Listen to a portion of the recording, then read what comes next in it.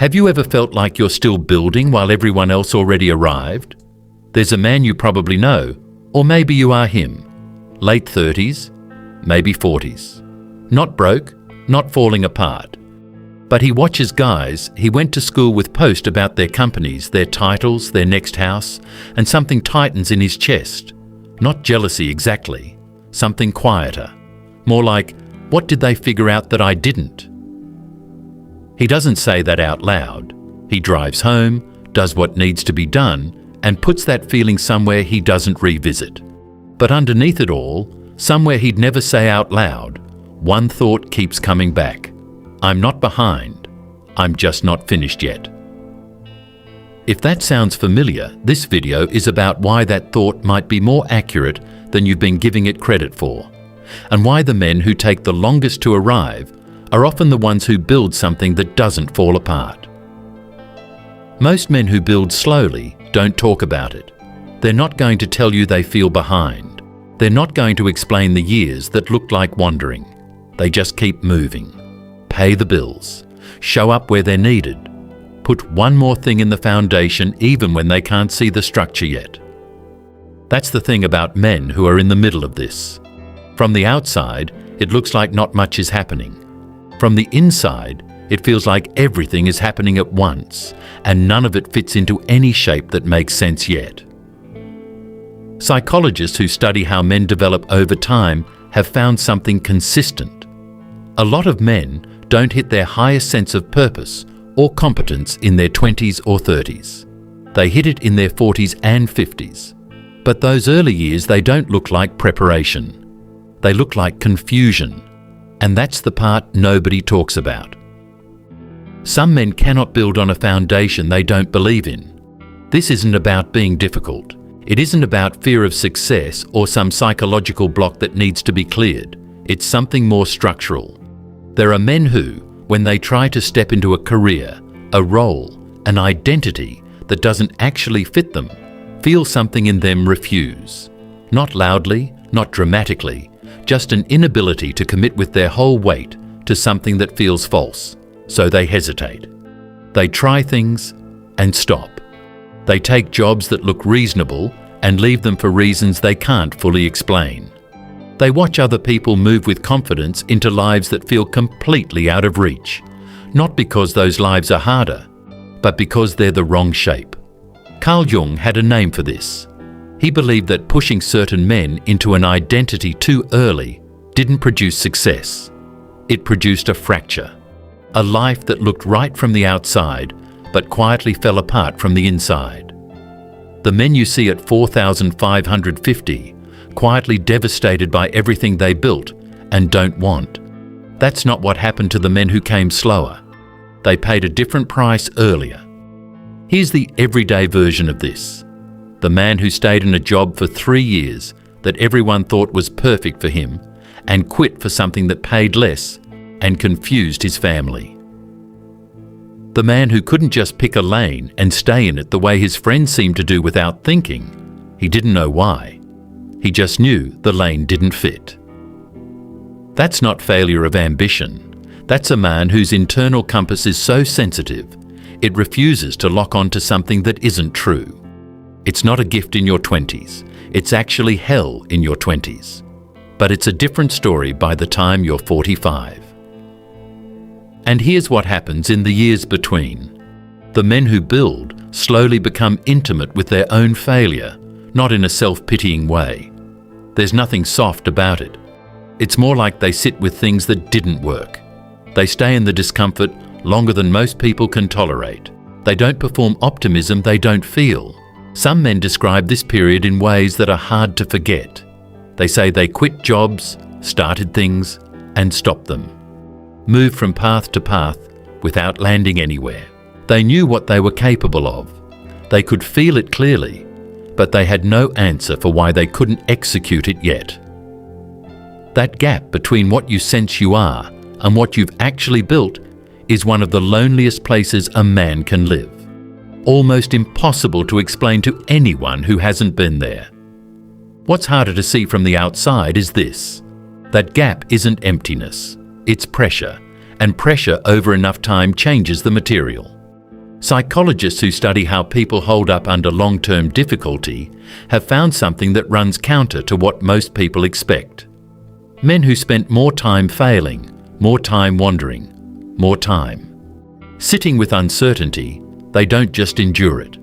They come out reading situations at a level most people can't reach. Not because they're smarter, because they've seen more of what's actually underneath. They stop trusting the surface of things, and that changes how they move. While other men were learning how to win, he was learning the mechanics underneath winning. That difference is invisible at 30. It's decisive at 50. Now here's the part that gets misread constantly. Men in the middle of this delay, they often go quiet. Not because nothing is happening, because everything is internal and they don't know how to explain what isn't finished yet. The people around them sometimes read this as passivity, as giving up, as a man who couldn't handle things. That reading is almost always wrong. What's actually happening is a kind of self-construction that happens below the surface. The man who works a job he's overqualified for, without making it anyone else's problem. The man who shows up for his kids on the days he has nothing left. The man who looks from the outside like someone who never quite made it, and is the only one in the room who knows exactly what he's been doing all along. Jung believed that the kind of man who gets built this way slowly, under pressure, without shortcuts, carries something that can't be faked, not confidence in the way people perform it. Something heavier than that, a consistency.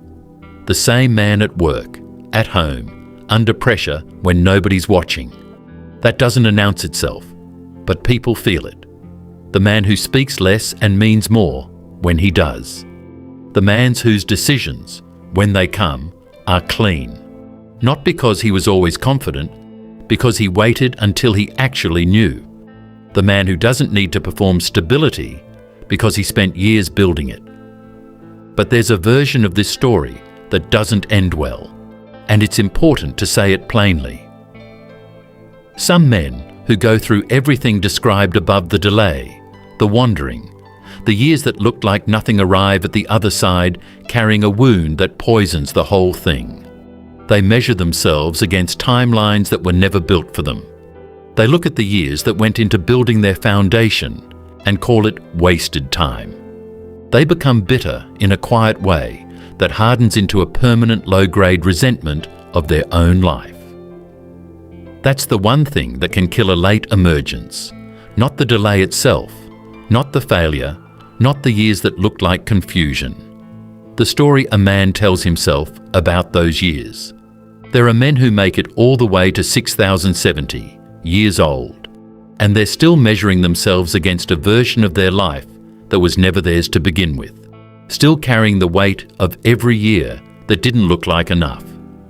And there are men who reach that same age and say maybe for the first time that they finally feel like themselves. The difference between those two men isn't talent. It isn't luck. It's the story they decided to tell about what the delay was actually for.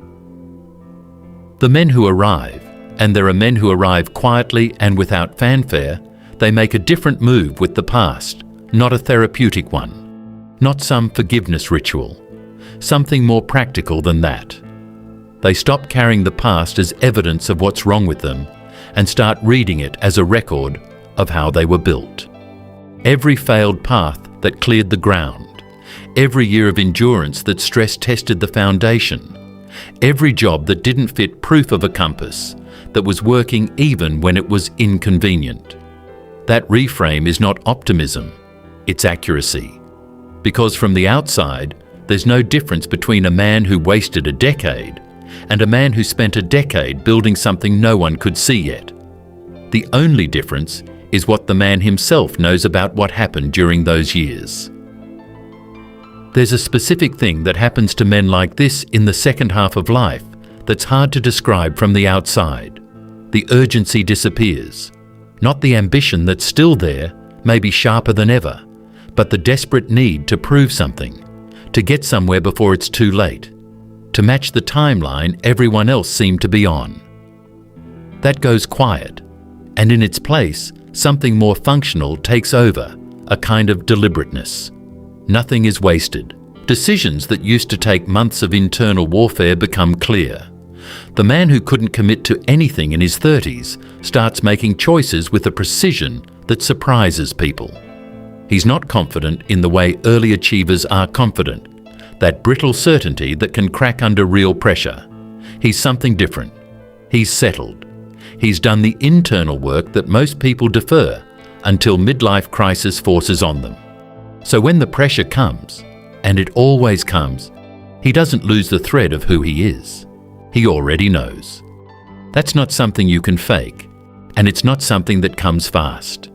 It comes from years of being the man who kept going when there was no visible reason to, and building something real out of that. So, if you're in the middle of the delay right now, still trying to figure out the shape of your life, still watching others accumulate the markers you don't have yet, here's the only thing worth saying. The years that look like nothing are not nothing. They're expensive. They're lonely in a specific way that doesn't translate well into conversation, and there's no shortcut through them. But the man who comes out the other side of that period, who didn't fake his way through it, who didn't trade his actual self for the relief of fitting somewhere, that man is built differently than men who got there faster, not better, not more special, just built on ground that will actually hold. The question isn't whether you're behind. The question is whether you're building something real, or building something that will feel hollow the moment you arrive. Most men never find out the difference. The men who do, you already know what that costs them to learn. If any part of this felt like something you've been living without having the words for, I'd genuinely like to hear it. Drop it in the comments. Sometimes one man's story is exactly what another man needed to read today.